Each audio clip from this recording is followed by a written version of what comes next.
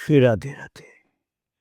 भक्तों, श्री वृंदावन और यदि कहा जाए कि संपूर्ण ब्रजमंडल तो कोई अनुचित नहीं है, बिल्कुल सत्य है। संपूर्ण ब्रजमंडल प्रेम की भूमि है। कन्हैया का अवतार काल जो था वो तो अतिशय भरपूर प्रेम का समय था। और वियोग भी हुआ है जब प्रभु का मथुरा गमन हुआ, तब भी प्रेम का ही ऐसा लीला चक्र चल रहा था कि लोग प्रेम विभोर ही रहते थे। बसंत आता है, ऋतुओं में बसंत, ऋतुराज वसंत प्रतिवर्ष ही आता है, किंतु कहाँ आता है? ब्रज में जब रसराज था वो 12 महीने वसंत जैसे अपना पैर तोड़कर ही बैठा रहता था, अर्थात कहीं जाता नहीं था। बसंत ब्रज में ही रहता था। जब कृष्ण तब वसंत, अर्थात सदा वसंत। और जब से वो गया लाला तो वसंत को भूल ही गया कि उसे ब्रज में भी आना है। ब्रज में तो पतझड़ जमकर बैठा है। कंकाल प्राय तरु और लताओं में कंटक ही शेष रहे हैं। वसंत आता है, अद्भुत है ब्रज धरा।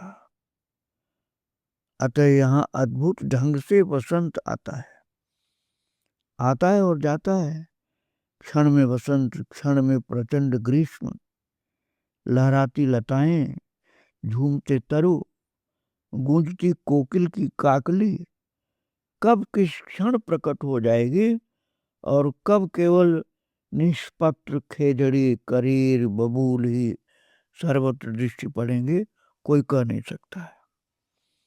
वसंत आता है, ब्रजधरा पर भी वसंत आता है, क्योंकि प्रेम की गति ही अटपटी है। एक को मिलन स्फुरित हो रहा है तो दूसरा वियोग दग्ध हो रहा है। ऐसा भी होता है कि वृंदा देवी व्रज की अधिदेवता श्याम सुंदर का साक्षात संग पा करके आपाद मस्तक पुष्प सज्जा से अलंकृत हो श्री ब्रजेश्वरी अपने अंक धन को अपने समीप न पाकर तड़प रही हो। मैया कोकिल को कुहू कुहू करते अब नहीं देख पा रही। पपीहे की पी कहाँ सुनती थी, अब कभी कभी सुनाई पड़ती है। अथवा पुष्प देखती हैं तो सिर पर दोनों कर पटक करके मूर्छित हो जाती हैं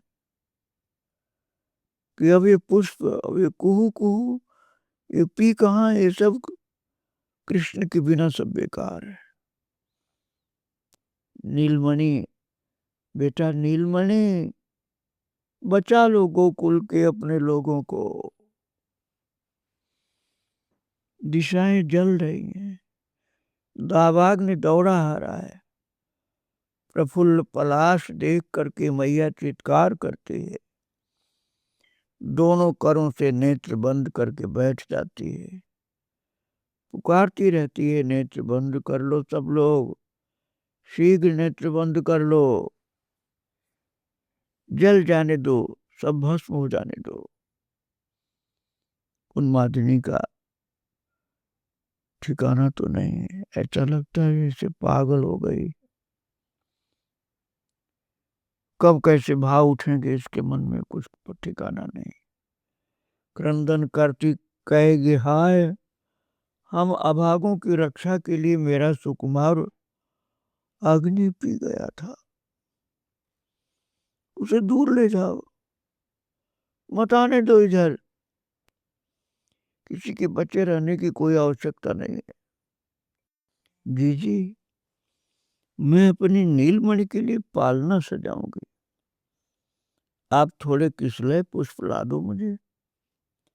कोई भी तकिया गोद में लिए उसे पीतांबर में लपेटे, अंचल से ढकती मैया चाहे जब पुकारने लगती है, जिसे अब भी अपना मोहन नन्हा शिशु लगता है, तकिया में उसे शिशु का भ्रम होता है। तकिया है हाथ में, गोद में, खूब सजाए हुए पीताम्बर से, कहती मेरा लाला है। वो कैसे स्मरण रखे कि माता रोहिणी ब्रज में नहीं है। तुम सब पालना झुलाती रहो। और पालना में क्या है? तकिया है खूब सुंदर सी पीताम्बर से सजी हुई। वो कह रही है यशोदा माता कि तुम सब पालना झुलाते रहो, नीलमणि जाग जाए तो मुझे पुकार लेना, मैं इसके लिए थोड़े से नन्हे कुसुम स्वयं चुन लूं। गोद के तकिए को वैसे ही पालने में पौढ़ाकर, थपका करके, लोरी सुनाकर मैया चाहे जब सेविकाओं को, गोपियों को बुलाएगी, सावधान करेगी। सुंदर सुरंग कुसुम देखते ही स्वयं चुनना चाहेगी, या अपने नीलमणि के लिए कुसुम के आभरण, आभूषण बनाने बैठ जाएगी। और फिर कहेगी कोकिल आजा पपिया, श्याम सुंदर तुम्हारा स्वर सुन करके प्रसन्न होगा, आ जाओ। कभी आंगन में दाने डालेगी कि ये पपिया आ जाए, कोकिल आ जाए। कभी फल रखेगी, और फिर कहते अभी वो सो रहा, अभी वो सो रहा है, तुम लोग दाने खा लो बस, अभी सोने दो उसको। मेरे लाल देरी हो गई तुझे सोए।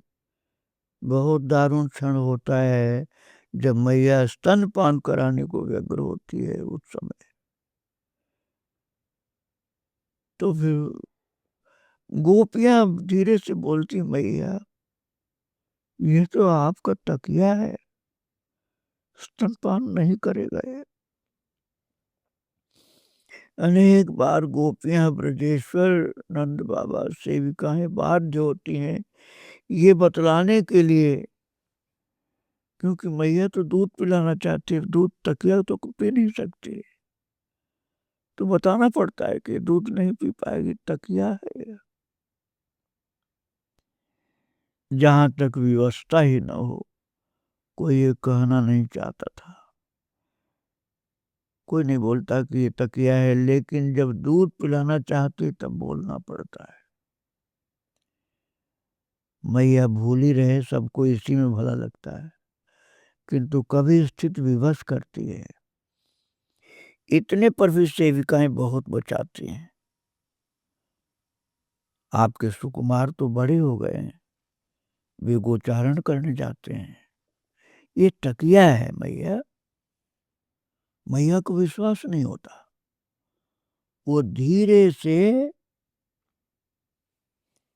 महाराज बहुत धीरे से पीताम्बर जो तकिया पर वो हटाती है, ऐसे हटाते जैसे शिशु का मुख देख लेना चाहते हो, और खुल करके हंसती, अरे मैं भी कितनी पगली हूं। लेकिन यदि सायंकाल हुआ, बहुत प्रातः हुआ, तो गोचारण का बहाना नहीं चल पाता है। मैया मस्तक पर या वृक्ष पर कर पटक करके मूर्छित सी होने लगती है। हाँ नीलमणि, हाँ नीलमणि, ऐसे बोलकर रोने लग जाती है। वसंत पद पद पर कन्हैया का स्मरण कराता है। कभी भ्रमर गुंजार करेंगे, कभी कोयल कुहकेगी, कभी पवन सुरभि लेकर के आएगा। मैया किसी क्षण दौड़ पड़ेगी वन की ओर, अरे नीलमणि आ रहा है, नीलमणि आ रहा है, मेरा लाला आ रहा है, ऐसा बोल के दौड़ पड़ती वन की ओर। मैया को लगता है कि भ्रमर कोकिल ये सब उसके लाल के स्वागत में ही बोलते हैं। वो आ रहा है तभी तो कोयल बोल रही है और भौरा गुनगुना रहा है।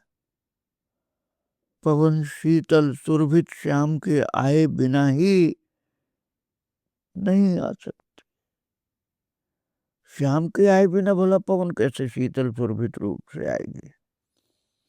श्याम आ रहा है तभी तो ये पवन का झकोरा इतना शीतल और सुरभित चल रहा है। तो श्याम आ रहा है तभी आ रही है हवा। ब्रजधरा का सत्य भी तो यही है। विनयशील व्यक्ति जैसे स्वभाव त्याग कर क्रोध से प्रचंड हो उठे महाराज। ब्रज में बसंत अब ग्रीष्म बनाता है। ग्रीष्म बन गया ना, गर्मी का पतझड़ का महीना, गर्मी का महीना आया तो बसंत तो चला गया। कन्हई के रहते तो किसी को पता नहीं लगा कि ग्रीष्म ब्रज में आता है, किंतु अब तो चैत का उत्तरार्ध ही तप्त करने लगता है। चैत में ही तपन आ गई महाराज, अब कृष्ण तो चला गया। पृथ्वी दिन के प्रथम पहर में ही यात्रा के अयोग्य हो जाती, इतनी गर्म हो जाती कि यात्रा करने लायक नहीं।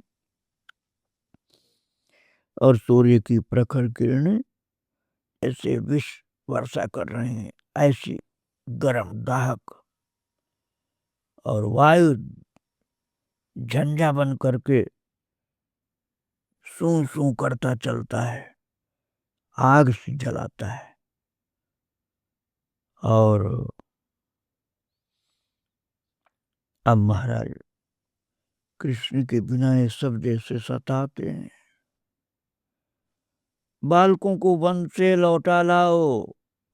मैया सूर्योदय के तनिक ही पीछे सेवकों से आग्रह करने लगती, बालकों को वन से लौटा लाओ, इतनी गर्मी पड़ रही है। इस ग्रीष्म में महर पता नहीं क्यों गायों को चरने के लिए छोड़ देते हैं। अरे इतनी गर्मी में गायों को छोड़ना नहीं चाहिए। इतने ताप में वन में तिनके बच्चे कहाँ होंगे जो खाएंगी। मैया ऐसे बोल रही कि क्यों छोड़ दिया गायों को। और गायें कुंजों में बैठी रहती हैं। दोपहरी में श्री ब्रजराज का सेवक समझाते हैं उन्हें वन में नहीं भेजा जाए तो वे स्वस्थ नहीं रहेगी, इसलिए वन में भेजना पड़ता है।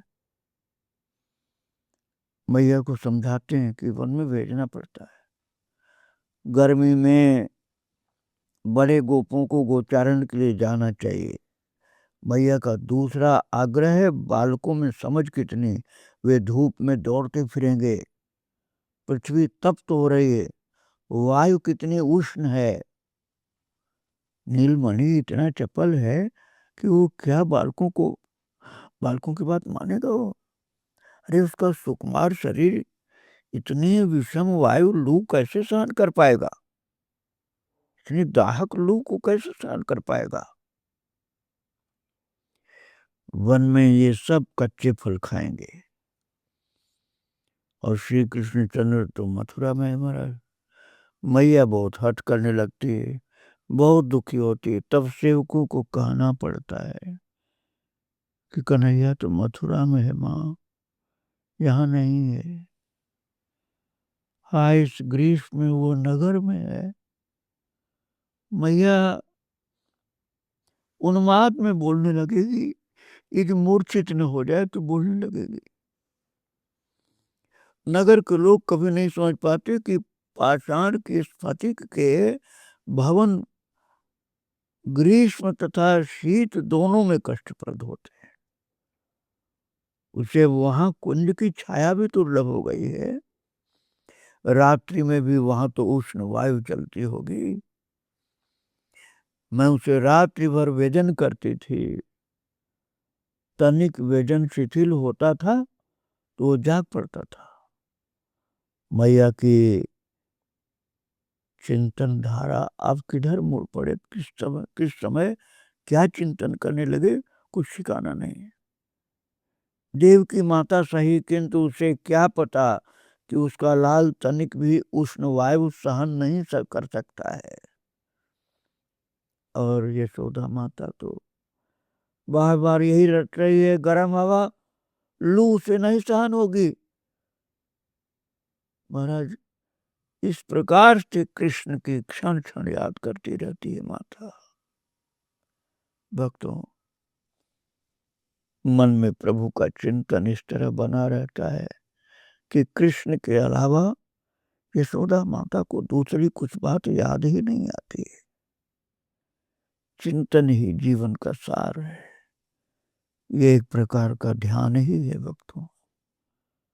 आओ महान महिमामयी माता यशोदा को प्रणाम करें, उनके लाला कृष्ण को याद करें, उनको भी प्रणाम करें।